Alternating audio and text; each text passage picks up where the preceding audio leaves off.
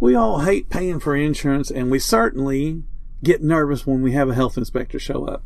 All this week, we're talking about experts you need on your side on 10-minute food truck training.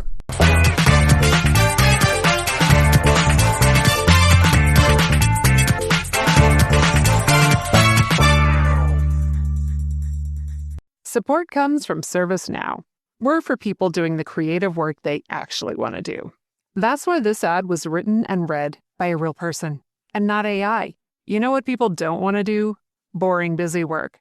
Now with AI agents built into the ServiceNow platform, you can automate millions of repetitive tasks in every corner of your business, IT, HR, and more, so your people can focus on the work that they want to do. That's putting AI agents to work for people. It's your turn. Visit ServiceNow.com. Hi, my name is Bill Moore, founder of FoodTruckTraining.group, and welcome to the 10-Minute Food Truck Training Podcast.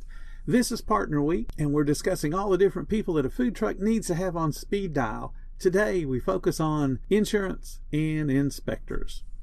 So let's start with an independent insurance agent. They're extremely useful in helping you to get the kind of insurance that you're going to need.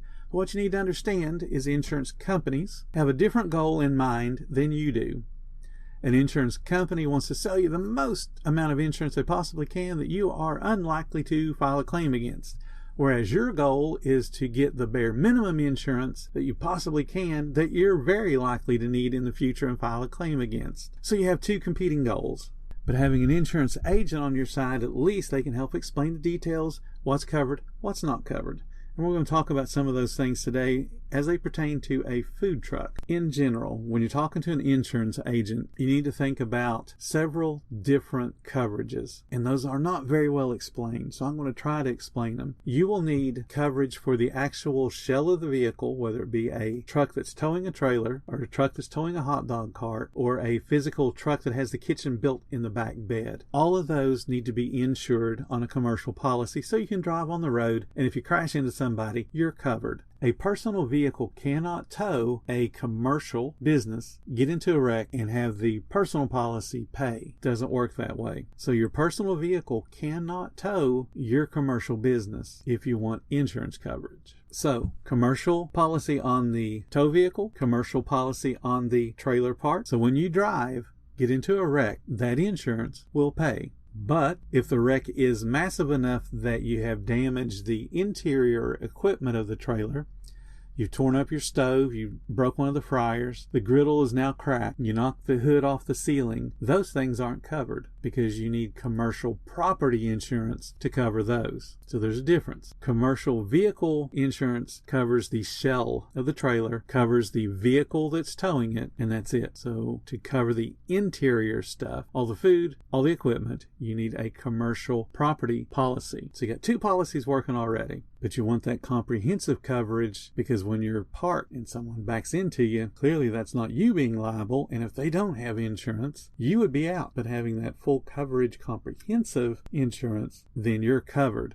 And then it would be up to your insurance company to go after the person that did not have insurance and sue them. But there's even more insurance you need. So we've got the commercial vehicle, we've got the commercial property, and now we need to get some liability in there. Because if you make somebody sick, you need liability insurance. But liability insurance only covers your guests. So if they eat some of your food and they get sick, that insurance covers that. If they walk around and trip over the tongue of your trailer, liability insurance covers that. But your employees, on the other hand, they need workers' compensation insurance. Because if they get hurt on the job, your liability insurance does not cover that. That's what workers' compensation does. So now you got to have that insurance as well. So now we're up to 4 insurances you need. And there's even more choices out there. And some of these, most vendors just don't know about. So we talked about the 4 that you need that cover employees, cover guests, that cover the cooking equipment, your inventory, and then that cover the shell of the vehicle that's driving. You can also get what's called business income from dependent properties insurance. And what that is let's say you're a sandwich shop that uses one particular bread that's manufactured by one bakery in your town, and that's the only bread you use. If for some reason they are unable to deliver to you, that's when that insurance would kick in and help recover some of the lost income, because now your core product cannot be delivered to you. So obviously you're not in business now. Insurance would cover that. When an employee feels like their legal rights have been violated, now that would include things like harassment, discrimination, wrongful termination, and any other kind of issue that they can try to blame on you that's not then slipping and falling. So that insurance is available to you. There's also equipment breakdown coverage. Since your business is 100% relying on certain pieces of equipment to even be able to cook, if those things break down, this insurance kicks in to help you replace or repair them, and it might help with some of the lost income. So that's called equipment breakdown coverage. A lot of businesses don't know that's even available. And then there's also food contamination coverage, which is different than you making somebody sick. This is if your food truck is forced to close by the health inspector or some other government authority, and it covers the lost income and other costs like replacing the contaminated food, cleaning all the equipment, and maybe even help you advertise to get you back open and get your reputation restored. So that's called, again, food contamination coverage. There's one more insurance that's also available under different names, but it's basically called income stabilization. And what that does is if you vend a lot of events like county fairs and that type of thing, it's an insurance that helps protect you if after you've paid those $2,000 and $3,000 and $4,000 and $5,000 entry fees to get into the event, and the event has to close because of some weather event. So that helps to pay you for the lost income. So that's another option for insurance. And this is why you need an insurance agent to help you get through those questions. So when you go to shop for insurance, I really strongly urge you to get at least 3 quotes and then talk to the insurance agents about exactly what you need, at least the 4 that we talked about for sure, and any of the other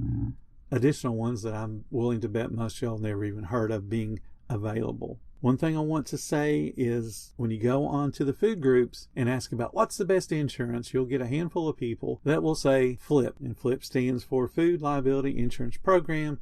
And they'll say it's awesome, it's $2.99, and they cover you. And what they leave out is $2.99 is only effective if you do less than $50,000 a year in sales. So if you plan on doing more than that, $2.99 won't cover you. And if you think you can lie about your sales and get away with it, I can tell you right now that won't work either, because an insurance adjuster will look for reasons not to pay claims. And if he thinks for 1 second that you have lied about your potential income, and they can figure that out just from the amount of food you have on site, then you're going to have a problem if you have to try to file that kind of claim. The other thing that they don't tell you when they recommend this $2.99 flip is it only covers $10,000. So if you take your trailer and you go zooming down the highway and you flip that trailer and total it, and it costs you more than $10,000, the most you can get out of that would be $10,000. So again, get that agent, ask them a whole bunch of what-if questions, and give them all different kind of scenarios. And then make sure that what they explain to you verbally is in the contract written.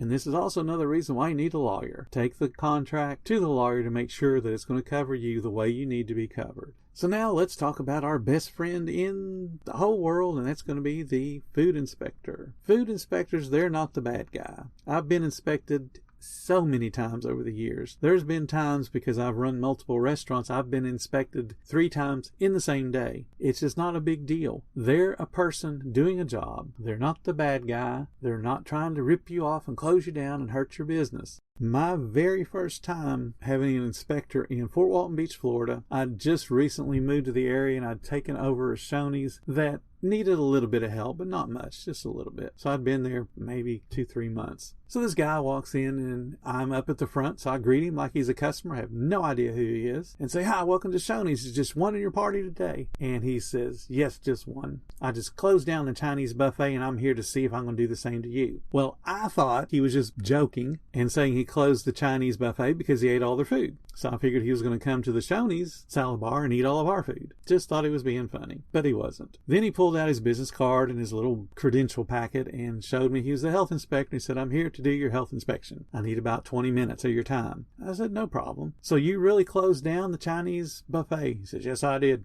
I said, "Let me guess. They had live roaches. They probably had some rodent droppings everywhere. Now, I bet there was a couple things that were out of temperature on their salad bar, on their hot bar, and I bet there's probably some expired stuff in the cooler." He said, "Yeah, every bit of that. Am I going to find that here?" And I said, "Nope, you're not going to find anything wrong." He said, "We'll see." And he goes off about his inspection. He comes back about 20 minutes later, said, "Let's go talk." So we go sit off in one of the corner tables, and he proceeds to go over what he found on his inspection, which was exactly one thing. The dumpster door, somebody had propped open the lid to throw in a bunch of trash, and they didn't close the lid, which is annoying, but they did it. So he took off a couple of points for that, whatever it was, 1 or 2 points. I don't remember now. I said, see, I told you. He said, yeah, I know. You actually did pretty good. So his whole demeanor changed. And he said, you've been doing this a while, haven't you? And then we had a whole conversation about the food business and where all I had worked. He ended up inspecting me about 100 times over the next 16 years. It got to be the point when he came in to do an inspection that mainly he was walking around putting a thermometer in a couple of things to fill out the checklist to say that he temped different things. And then we were just talking about basketball. We were talking about the weather, talking about a hurricane that hit. Whatever was going on, we were talking about it. So your inspectors can be your friends. They're a resource. When you have an inspection and you disagree with something, that's okay. Use it as a point to be educated. You could be misunderstanding what the rule is written. Just ask them, hey, I don't understand this. Why is this marked off? After he gives the explanation, if you still disagree, say, I'm still really confused. Can I see? And then ask for one of these 2 documents. The guidance, or ask for the interpretation memos. So there's a guidance memo or an interpretation memo, and they could be manuals. In either case, it is a written document that the state level health department puts together to help keep their inspectors kind of on the same page, so that they're inspecting the same way from city to city, county to county. And it explains the reasoning behind certain rules, especially the newer rules, and why they interpret them the way they do. And if he can show you those, then you can read together and say, oh yeah, he's right, I understand now. Or you can say, no, that's not exactly what this says. You think we could re-examine that point you took off? You're not crossing your arms and puffing your chest out and acting like you're He-Man and saying, this is wrong, because that's not going to get you anywhere. Remember, at the end of the day, he's a guy doing a job, and he wants to do the job well so he can get promoted and continue to make whatever benefits the government's offering him, and then he can go home at the end of the night and be happy with his family. It's the same things you want to do. So there's no point in arguing. You want to learn, and if he's mistaken, then you can help to point out that mistake when you're looking at the stuff that tells him how he's supposed to do his job. But I can promise you that if you have a cross attitude with an inspector, that will come back to bite you at some point. Tomorrow, we're going to talk about maintenance programs, repairmen, and finding a mentor. If you're enjoying our chats, please support the podcast by clicking that support button and giving a monthly donation. If your budget only calls for a one-time donation, that's fine. There'll be a link in the description for that as well. Either way, it means the world to me that you guys show support. Do you like being around like-minded, positive people? Well, we've got a group on Facebook. It's called Food Truck Training, and there's a whole bunch of helpful people in there that'll help you get your business going the way it needs to be going. The link will be in the description if you would like to join. Thank you guys so much for listening, and stay profitable, my friends.